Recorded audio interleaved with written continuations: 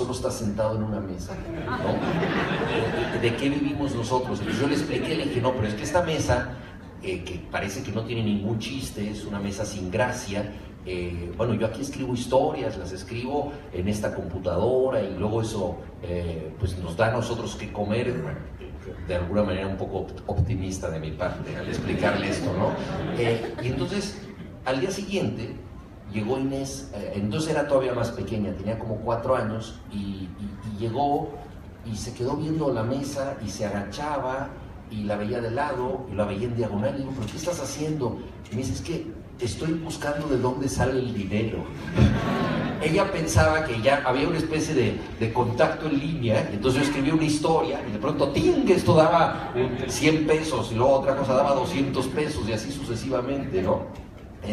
Y bueno, ojalá si fuera la escritura, ¿no? Pero en realidad es un proceso mucho más sencillo desde el punto de vista de la dinámica, y el espacio de un escritor, pues es ese espacio común. Ahora, la gran sorpresa de todo esto es que pues de esa materia tan común pueden surgir historias extraordinarias, no necesariamente las mías, sino las de otros. Yo siempre recuerdo el último cuento que escribió Borges, La memoria de Shakespeare, que trata de una persona a la que le ofrecen tener todos los recuerdos de Shakespeare. Entonces él dice, fue como si me ofrecieran el mar, ¿no? Una dimensión absoluta, algo enorme, y dice, naturalmente, ¿cómo lo voy a rechazar? Y una vez que tiene la memoria de Shakespeare, se da cuenta de que ahí encuentra pues una playa en un atardecer, un perro visto borrosamente, una mano un tanto indescifrable, es decir, circunstancias, objetos, fragmentos muy comunes, ¿no? Entonces la gran metáfora de ese relato es que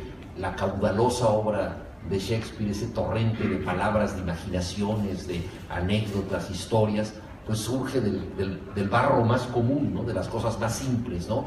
De una memoria que es la memoria de todos los hombres. Lo importante es qué es lo que hace Shakespeare con esa memoria. Entonces, bueno, el escritorio de alguien es como la memoria de Shakespeare, no tiene ninguna gracia, pero alguien puede convertirlo en otra cosa.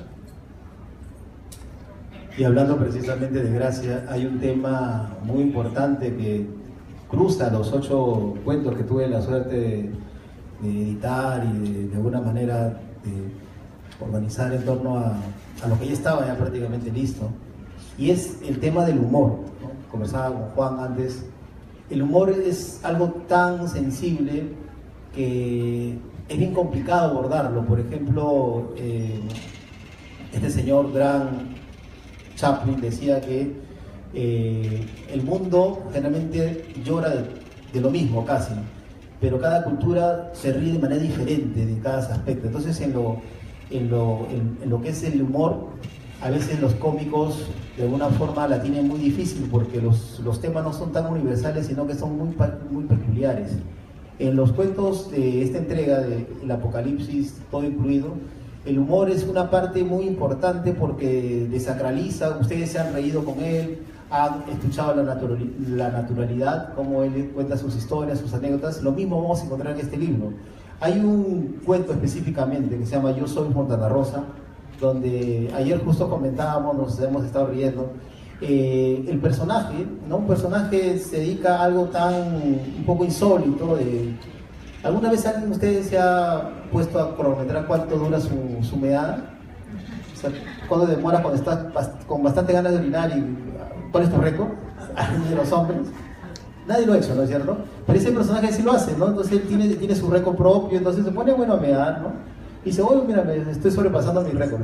Y de pronto, sin querer, orina, pues, un monumento nacional, ¿no? De Benito Juárez.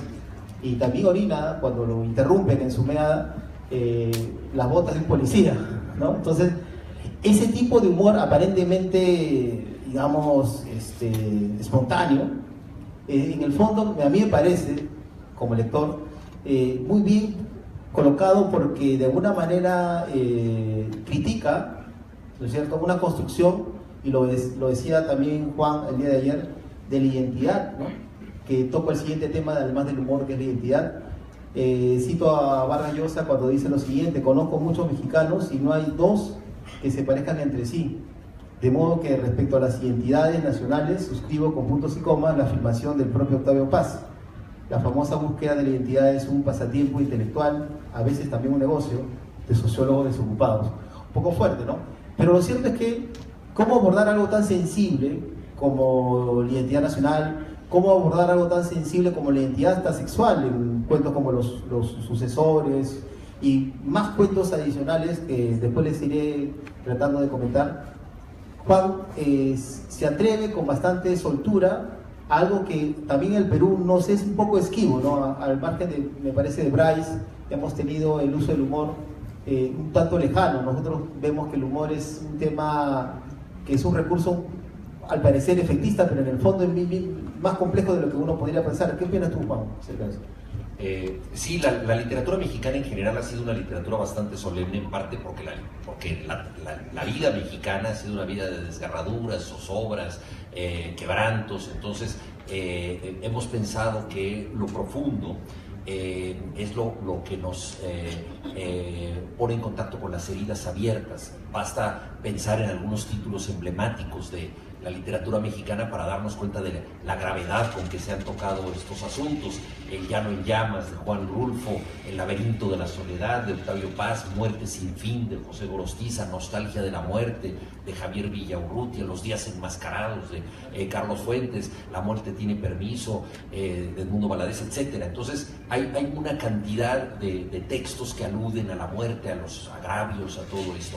El gran escritor humorístico mexicano Jorge Ibargüengoitia, que era una excepción en este territorio, escribió un texto que se llama Humorista, agítese antes de usarse, ¿no? En donde él dice que cada vez que lo felicitan a él por ser un escritor divertido, en el fondo siente que le están diciendo lástima que no seas más profundo, porque está muy bien lo que tú nos dices y nos haces reír, pero hombre, ojalá pudieras decir cosas verdaderamente serias. Entonces, tradicionalmente no se ha entendido el humor como un atributo de la inteligencia, sino más bien se ha entendido como un atributo de la distracción, de algo placentero, pero hasta cierto punto superficial.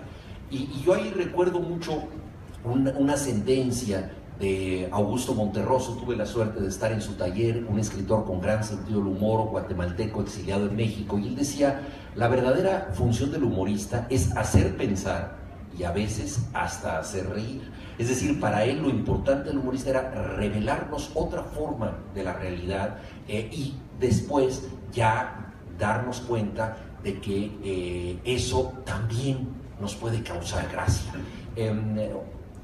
Cuando yo estaba en el bachillerato, tenía un compañero que era el más divertido de la clase. Él le ponía apodos a todo mundo, era el que siempre tenía una frase ingeniosa para rematar cualquier comentario. Lo invitábamos a todas las fiestas porque eran realmente mucho mejores y él estaba ahí echando relajo, ¿no? Y él sabía que a mí me gustaba escribir. Y en un momento dado me dijo: oye, ¿sabes que le estoy escribiendo una carta a una novia? ¿No me la puedes corregir? Y a mí me pareció fabuloso, porque dije, no, pues el más divertido de todos nosotros, la carta a la novia debe ser una cosa sensacional, ¿no? Y la carta era de una solemnidad, parecía un diputado tratando de promulgar una ley. Un desastre, ¿no? Entonces yo le digo: pero ¿cómo es posible, Víctor, así se llamaba, que no apeles a tu principal recurso, que es el humor? O sea, si la haces reír, tienes mucho más chance con esta chica, porque ese es realmente tu destreza fundamental. Y él me decía: no, hombre, pero pues el humor es muy serio y ella no va a tomar en cuenta. Entonces tenía esta actitud solemne que solemos tener ante la página escrita. México es un país con gran sentido del humor, ha habido cómicos extraordinarios. Bueno, aquí en Perú el Chavo del Ocho es más famoso que en México, y ha habido, bueno, cómicos como Tintán, Cantinflas, en fin, hay una playa de humor popular.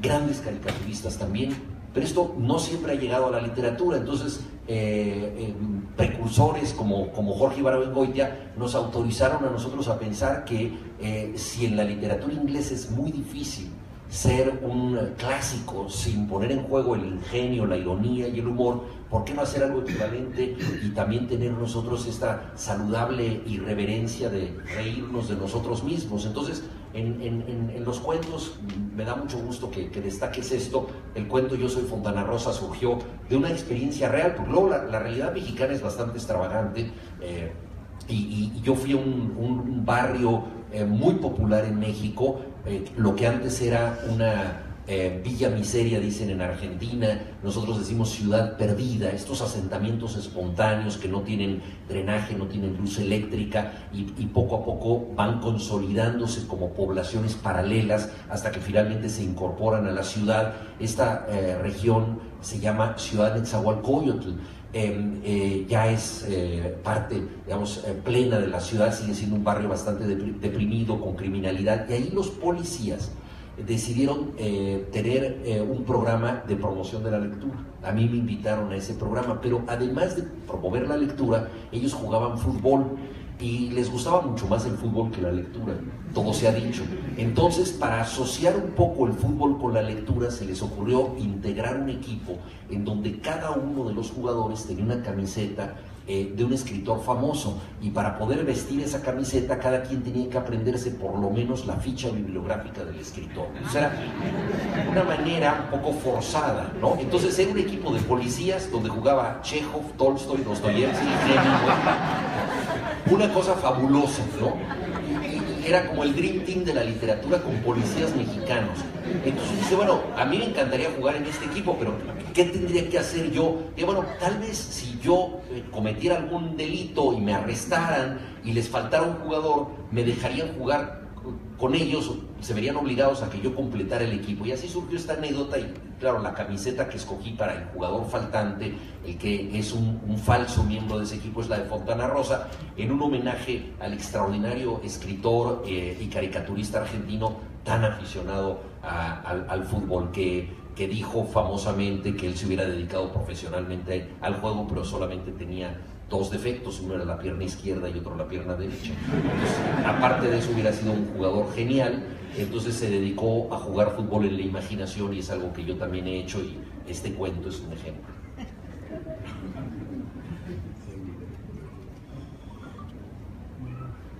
Bueno, para ti el éxito, como para Fitzgerald, es un malentendido, una vulgaridad, ¿no?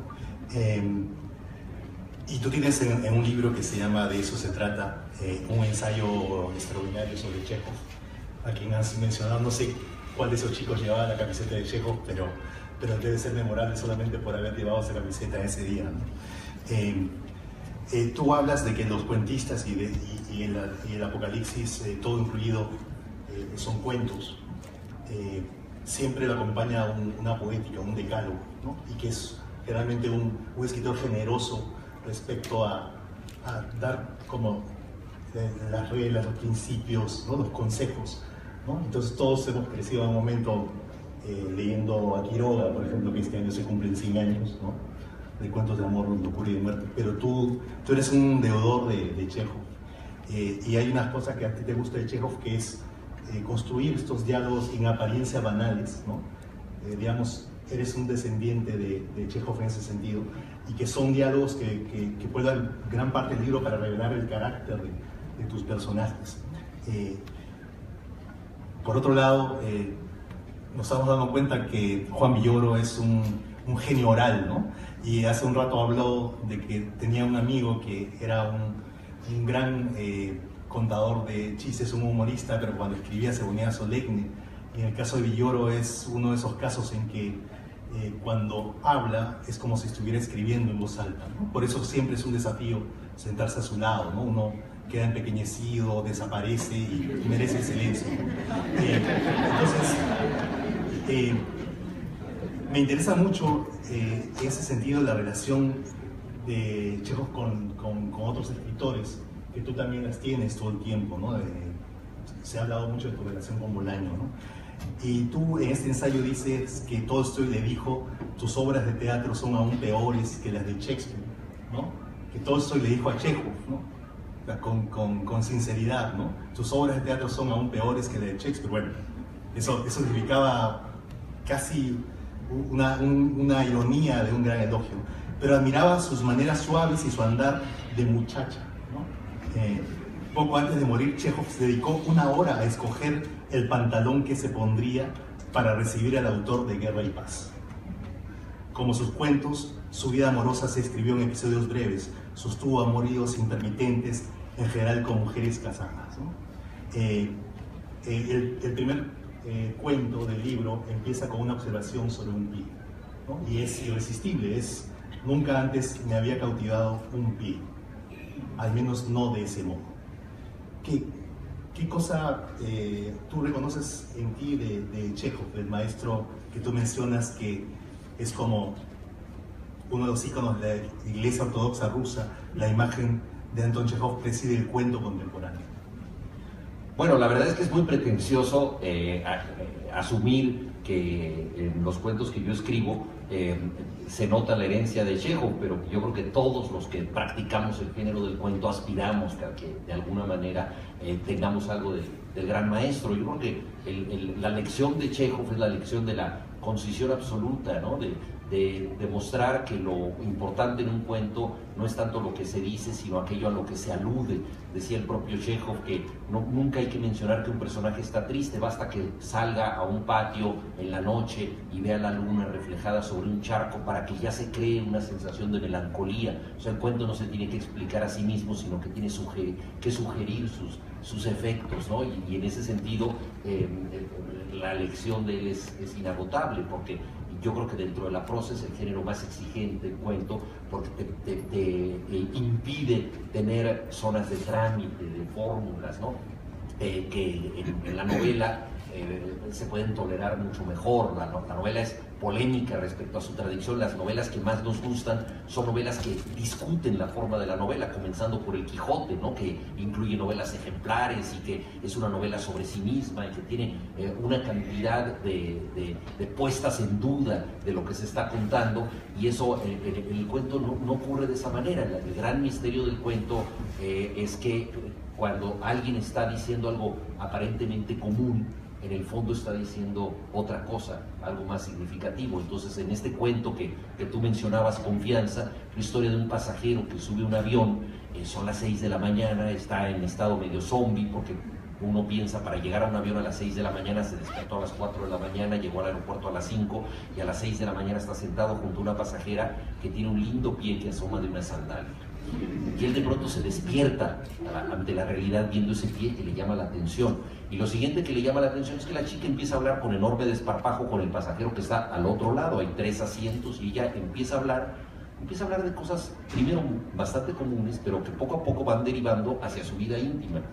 Y se da una situación peculiar, porque de pronto él, que de esa mujer no conoce nada más que el pie que ha visto, que le pareció lindo, digámoslo así, de pronto empieza a conocer su vida íntima. No conoce nada más que la vida íntima, que normalmente es lo único que no conocemos de los demás, o lo que conocemos al final de los demás, ¿no?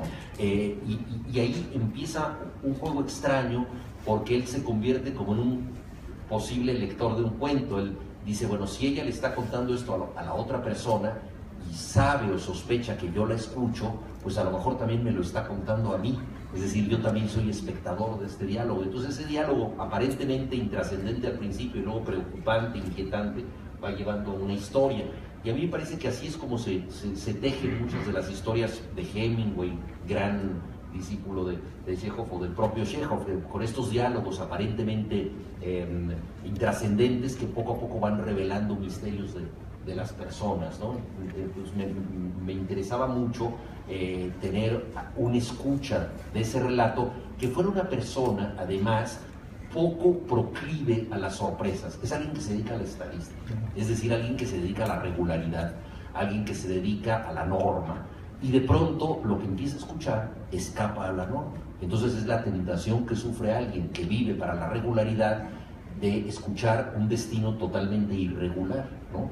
Entonces ahí, desde luego, se da una atracción especial. ¿Quiere decir que no estás mirando los pies a las muchachas? ¿Yo? Sí. No, yo sí, todo el tiempo. Sí. Muy bien. Hay un cuento que dice: agradece a tu enemigo la posibilidad de superarlo. Otro tema que quisiera abordar, porque hay muchos, pero quisiera que no se me pase, es el tema de la ternura. El tema de la ternura incluso en la enemistad. Es decir, hay un vals limeño, ¿no?, que dice: prefiero tu odio a tu indiferencia, a tu olvido, algo así, donde nos habla que curiosamente entre enemigos, ¿no?, existe una extraña relación sentimental que establece vínculos. Acá en estos cuentos, en esta entrega del Apocalipsis todo incluido, encontramos personas que son incluso opuestos, compiten para estar con una mujer amada. También están dos personas que se dedican al teatro, son dramaturgos, que incluso uno sabotea al otro, pero lo interesante, la Vina, que de alguna manera distribuye esta genialidad de Villoro, es el manejo de la ternura, además del humor. Ser tierno incluso en momentos tan terribles, tan críticos, un tipo que te plagia, un tipo que te suplanta, un tipo que ha embarazado a tu mujer, algo así. Entonces vamos a encontrar que el manejo de la ternura no solamente solivianta, sino nos da pues una suerte de halo poético al momento de leer las historias en situaciones bastante críticas, ¿no? ¿Cómo tú ves el uso de lo tierno en estos cuentos que incluso vinculan hasta los enemigos, ¿no? Bueno, sobre la importancia de los enemigos, yo quizá el primer recuerdo que tengo al respecto es el de mi padre, que era filósofo, daba clases de filosofía en la universidad, y entonces me llevaba a mí a los estadios de fútbol. Me llevaba por una razón bastante sencilla, y es que él se divorció de mi madre, y entonces no sabía qué hacer conmigo los domingos. Primero me llevó al zoológico, pero claro, ¿cuántas visitas se pueden hacer al zoológico? A la tercera estábamos aburridos los dos. Me llevaba al cine, pero el cine no siempre tenía una cartelera propia para los niños, y entonces de pronto descubrió que el fútbol era sensacional, porque yo me aficioné muy rápidamente a este juego. Entonces realmente yo ahí pasé la mayor parte de la infancia compartida con mi padre en un estadio de fútbol. Y yo lo recuerdo a él, cada vez que salía el equipo visitante, la porra, como decimos en México, o la barra, como se dice en otros países, abucheaba al equipo visitante, ¿no? Y entonces mi padre se levantaba enardecido y decía: pero ¿cómo pueden hacer eso? Apláudanles, son nuestros invitados, ¿qué sería de nosotros sin los enemigos? Si no hubiera rivales, no podríamos disputar con nadie. Y entonces trataba de dar como una especie de lección de ética, y todo el mundo pensaba que estaba profundamente loco, que era una persona desaforada, y entonces aplaudían tímidamente los que estaban alrededor para que se callara, ¿no? Pero a mí se me quedó grabado eso, la importancia de tener un enemigo, porque si no, ¿qué contienda puede haber, ¿no? Y en algunos de los relatos, como muy bien dijo Pedro, se da esta relación de alguien que cree que su vida se está menoscabando, de alguna manera está siendo agraviada por la presencia de alguien que compite con él, y de pronto descubre secretamente que esa competencia es una forma del estímulo, y en cierta forma incluso puede ser una forma de la lealtad. O sea, que alguien se interese tanto en ti, así sea para ponerte en jaque, para ponerte en duda, para ponerte en tensión, es algo que te puede estimular mucho. Entonces se dan estas relaciones un poco en paralelo entre los dos, ¿no? Y ahí hay una aceptación final en algunos casos, ¿no?, de la importancia del otro que te complementa, ¿no? En uno de los relatos que se llama La jaula del mundo, que justamente trata de esta rivalidad entre dos personajes que han hecho teatro juntos. Ellos habían representado a los gemelos del Popol Vuh, el libro sagrado de los mayas, y que es un viaje al inframundo, y que tiene que ver con la dualidad de ese viaje. Entonces un poco ahí es una representación simbólica de esto, ¿no?, de cómo necesitas uno que represente la noche para que el otro represente el día, ¿no? Uno que represente el cielo para que el otro represente el inframundo, y así sucesivamente. Entonces se dan esas tensiones. Y me da mucho gusto que menciones el tema de la ternura, que es algo que no siempre nos atrevemos a mencionar, ¿no? Porque la literatura tiene que ver con las emociones, tiene que ver con los afectos, pero muchas veces asociamos la ternura o bien con la literatura infantil o con un periodo ya superado en la edad adulta, o bien pensamos que roza peligrosamente la cursilería, ¿no? Que nos vamos a volcar al sentimentalismo a través de la ternura. Pero yo entiendo la ternura como una aceptación agradecida de una calamidad que nos mejora. ¿Qué quiere decir esto? La vida está llena de este tipo de experiencias que son difíciles, que son duras, pero que nos pueden mejorar si las sabemos entender, ¿no? Uno de los relatos se llama El día en que fui normal, y es un relato que surgió de una experiencia autobiográfica. Yo fui a Japón y regresé a la casa un poco enloquecido con la vida de los japoneses, la conducta que yo había observado en esta sociedad absolutamente extraordinaria, y una de las cosas que a mí me habían impresionado mucho es que los niños caminaban distancias bastante largas para llegar a la escuela. Entonces yo regresé a la casa y le conté esto a mi hija, y en aquella época mi hija se entusiasmaba con casi cualquier cosa que yo le dijera, época ya utópica para mí, porque ahora tiene 17 años y las cosas han cambiado. Pero en aquel tiempo yo le dije, mira, sería maravilloso que nosotros viviéramos como japoneses, porque para los japoneses es normal caminar. Y ella me dijo, yo quiero ser normal como una japonesa. Entonces decidimos los dos ser normales como japoneses y caminar a la escuela. Y entonces emprendimos al día siguiente una ruta que fue la peor experiencia que jamás hemos tenido en la Ciudad de México. Estuvieron varias veces a punto de atropellarnos, nos insultaron, ella se cayó en un charco, llegó tarde a la escuela, le pusieron un retraso. Bueno, mi ideal de ser japonés normal, pues obviamente fracasó con la realidad mexicana, que ni es normal ni es japonesa, ¿no? Y entonces yo me quedé totalmente desconsolado con esta experiencia y dije, ¿cómo podría recuperar mi hija esto en el futuro?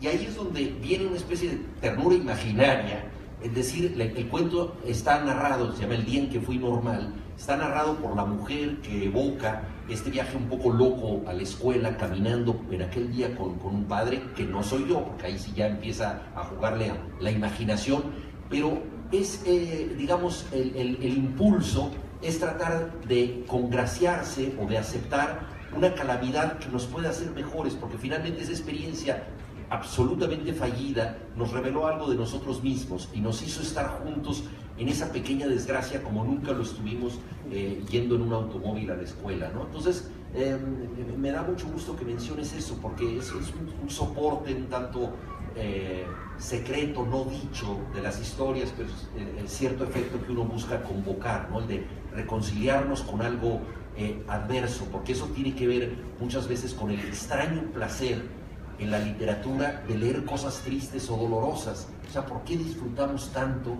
una historia que nos cuenta una calamidad, ¿no?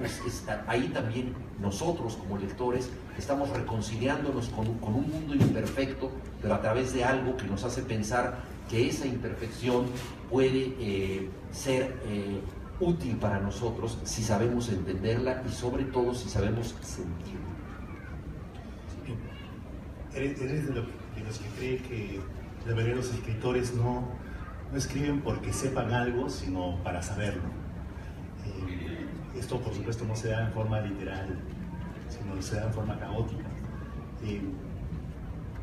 ¿Qué cosa pasó o pasa normalmente cuando terminas de escribir este libro o cualquier otro libro? En el sentido ese que mencionas, de que no escriben porque saben algo, sino para saber. Es decir, el acto de la escritura como una forma de enterarse de qué cosa es lo que no sabes que sabías o de lo que estás por saber.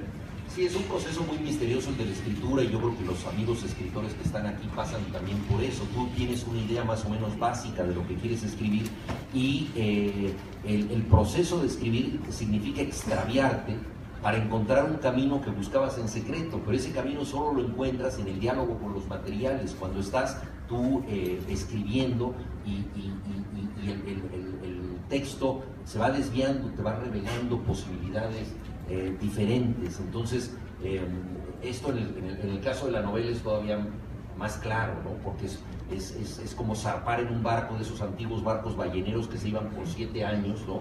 Y que claro, cuando tú terminas esa travesía ya eres completamente otra persona, ¿no?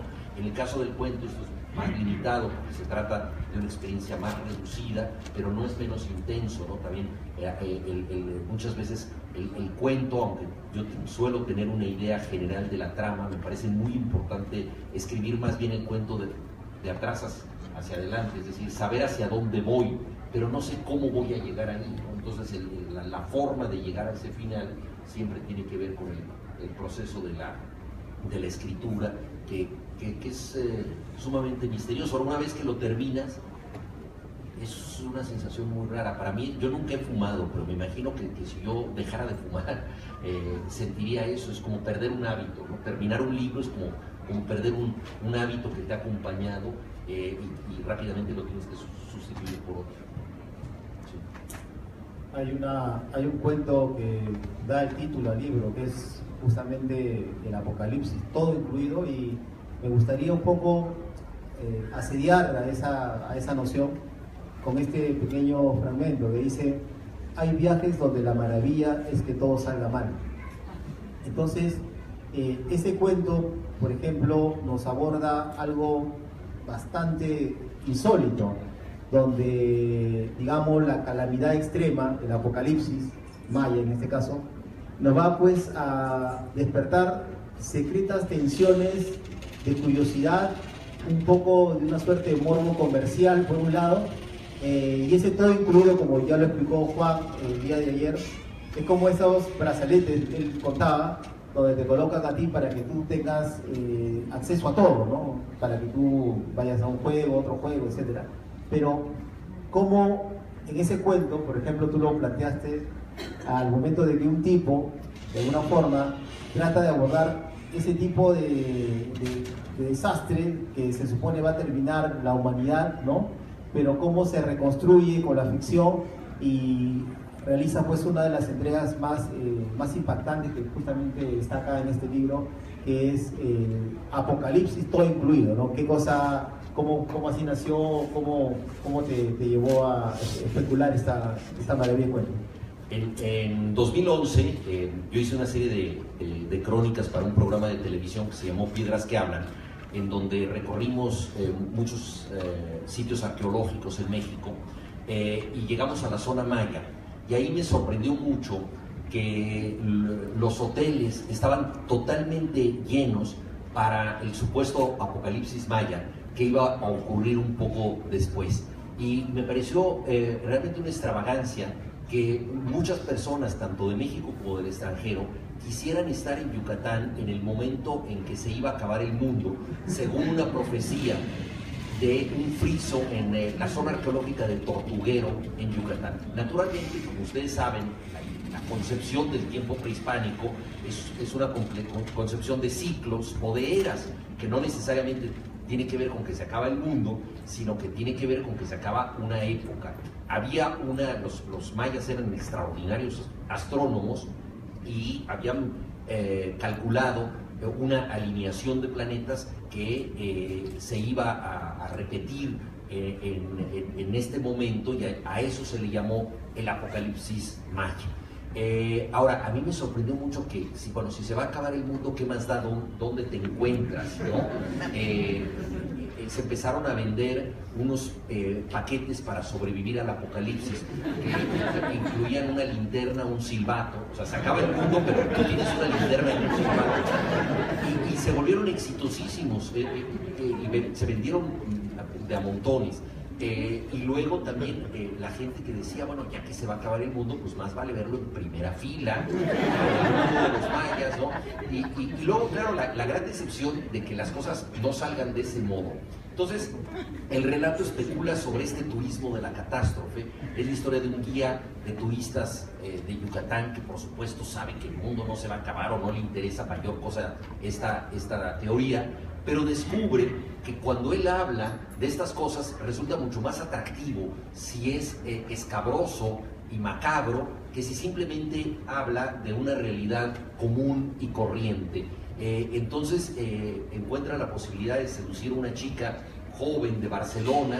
Es el momento en que acaba de pasar la primera gran crisis que tiene España después de toda la bonanza que tuvo durante más de 30 años, una chica que no tiene trabajo, no tiene un destino muy claro, habla 3 idiomas, tiene 2 másters y esto no le sirve para nada, y de pronto encuentra un mexicano que le hace una invitación romántica al fin del mundo. Entonces a ella le parece atractivísimo ir a compartir con él el fin de las eras. Y bueno, es una especulación irónica sobre la forma en que nosotros entendemos el pasado, la forma en que nos acercamos muchas veces a las cosas y cómo de pronto las malas noticias pueden ser muchísimo más atractivas que las noticias regulares, normales o comunes, ¿no? Entonces así surgió este relato que tiene también algo de crónica de nuestros tiempos.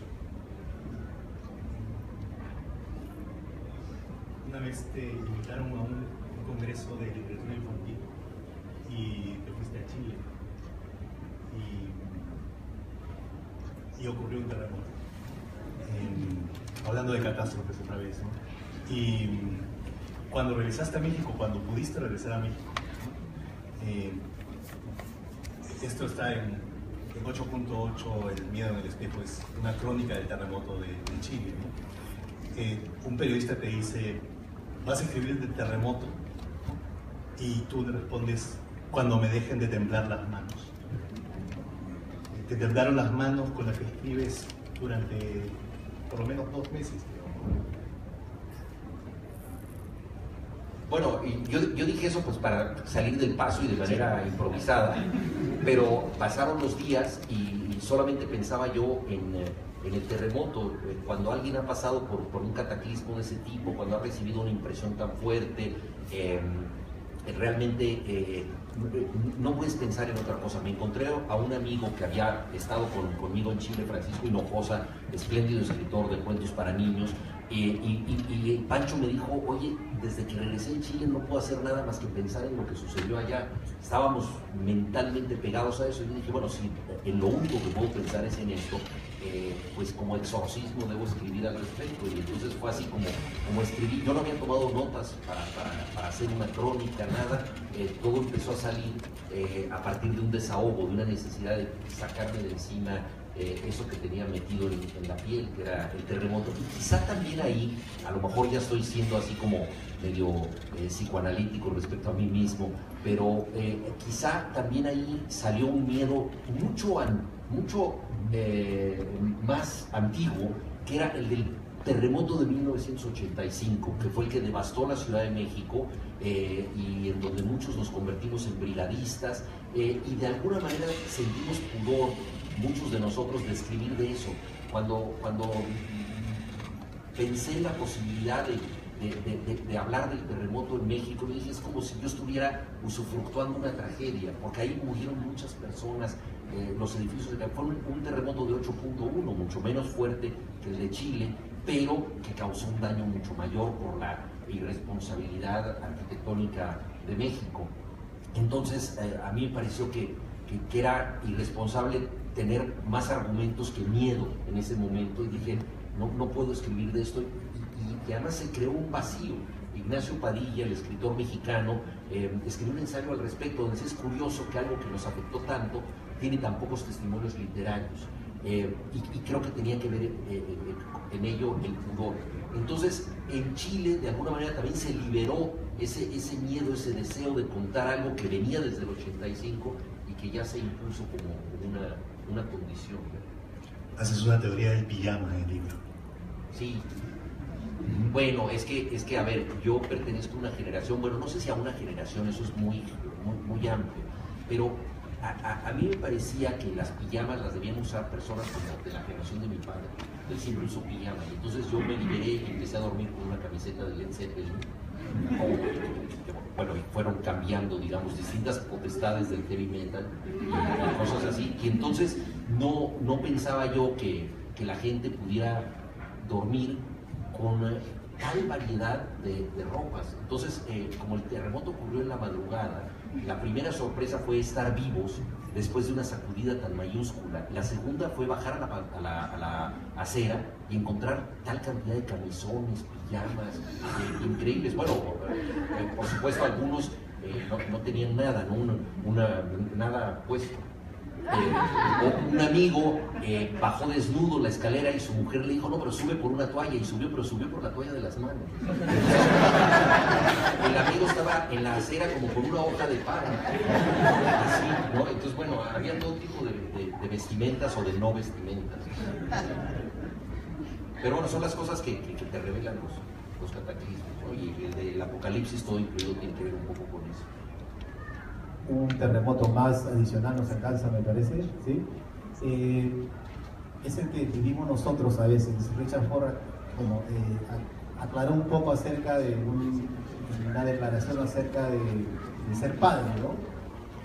Ser escritor y ser padre a veces podría ser contradictorio. Vallejo luchaba también por no ser padre, según algunos biógrafos.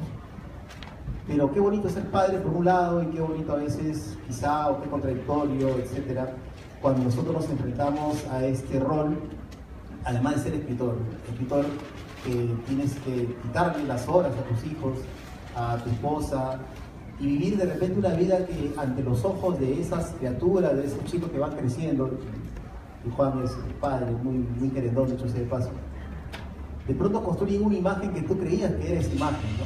Entonces yo no quiero espoliar o adelantar, pero quisiera que Juan nos hable sobre, a mí me cautivó mucho, yo también soy padre y escritor, que de pronto nosotros podemos estar viviendo bastante tiempo con una imagen mental, sentimental, que quizás no es así, no ha sido construida así. Bueno, uno de los relatos tiene que ver con la paternidad, se llama El mal fotógrafo, y esto surgió a partir de una idea de una artista gráfica que fue a un mercado de cosas viejas, de antigüedades, y encontró álbumes de familia.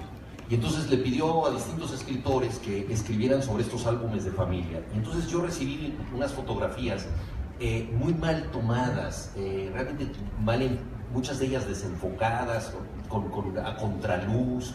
Y dije, bueno, pero era alguien que había tomado muchísimas malas fotos, ¿no? Y en una época además en que no había fotografía digital, o sea, en que esto significaba gastar muchos rollos, ¿no? Y dije, bueno, ¿por qué alguien va a tomar tantas fotos de esa manera?